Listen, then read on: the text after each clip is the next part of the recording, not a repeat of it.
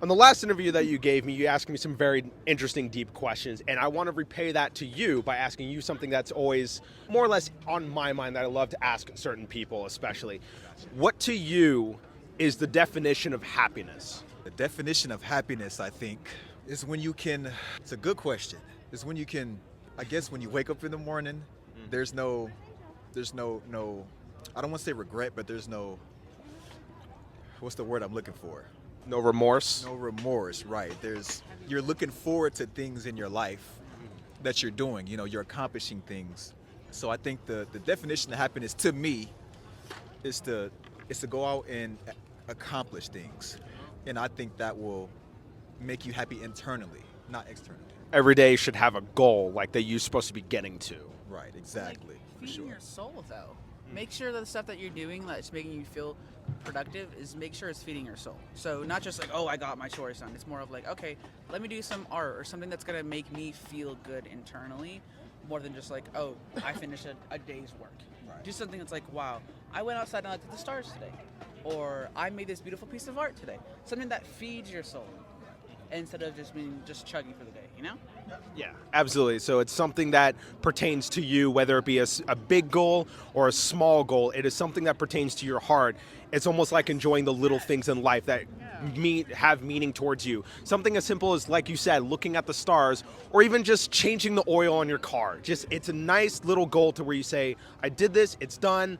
This made me happy that I was able to accomplish something. This made me feel good. For sure, I got you. So the second question that I always love asking is, in your soul, in your heart, and in your mind, what to you is the definition of love? The definition of love? To me, right?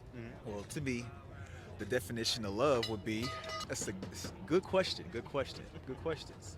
And I never really gave these that much thought. That's exactly why I asked it, because it reminded me of your questions. Sure. I would say the definition of love would be a person or people that reciprocates, right? So not necessarily reciprocate, but gives without asking. That's more of what I want to see. Unconditional. Unconditional, for sure. So unconditional, give without asking. They're always offering, Yes. They're always checking up on you. They're always offering love, advice, anything that a person needs. Yes. They're offering it. They're that rock. So Right. that's what I think my definition of love is. And to you, should it be a two-way street, or should it be one way, to where someone provides all the support towards the relationship, or do you think it has to be an equal or a balance? I definitely think it needs to be an equal or balance, but not necessarily. So what I mean by that is, I can be giving love and support and these things to, let's say, my mother and father. Okay.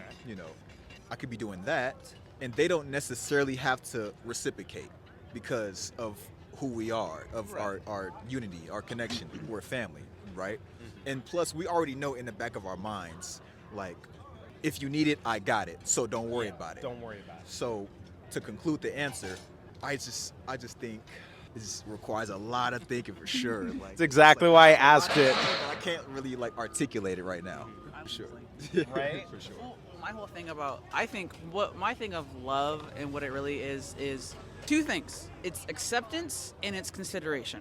So acceptance is accepting of your flaws, of that you're a human, and knowing that you can grow with somebody. And then consideration is you're the person that the person thinks of. Like, hey, this person would like this. Let me go grab them the drink that they like on a random day. Let me go see, let's buy them something that is really like random, like totally out of the blue consideration of you getting something. Or, hey, I know that it's hard for you to get up today. I did the chores for you today. I think that is close to what we can call as love, because it's just the fact of, I'm caring for you when you didn't even ask for it. I'm caring for you, and I know that you care for me back, so I'm happy to do these things for you. I'm happy to go out of my way to make sure you're happy. No way. And all great points, honestly. That is a good sum up of what the definition of love needs to be, and especially in this world. Now, the last thing I would love to ask you is, what is a message that you have for the younger generation of today, or something that you wish you knew that you would have told yourself from right now? What to you is your message for the new generation, or the younger generation, or the generation of now? Is it a specific message, like like a specific topic, or just a message in general? Just a message in general, something being like a thing where it's almost like you want to look deeply into the camera, looking into the viewer, and just being like, this is what you guys need to know. I need you to, it could be something like, treat your parents right, because they're not going to be around forever. And a message like that. What is your message for the generation of now? I would say I might get some flack for this, but I'm gonna be real because I love everybody. Read books and stop watching porn. You know, y'all might laugh, but it's serious work. He has a point. You Stop have a very watching good that. point. It's toxic, does nothing but bad for you. And read books. Read all kinds of books. Self-development, finance, fiction, read all kind of books. Because the more books you read, the more your vocabulary expands, for sure. Education.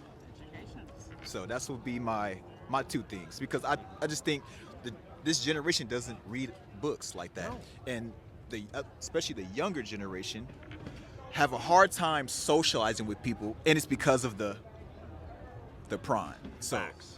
that would be my two things I would say. Absolutely. And for you, what would be your message to the generation of now? My message to the generation of now would be stick with a community that lets you be authentic, lets you be your authentic self. Find family in those, knowing that you have a connection with them that is very strong and that can last through a lot of stuff. So that's pretty much all I got for right now. And thank you so much for letting me interview you.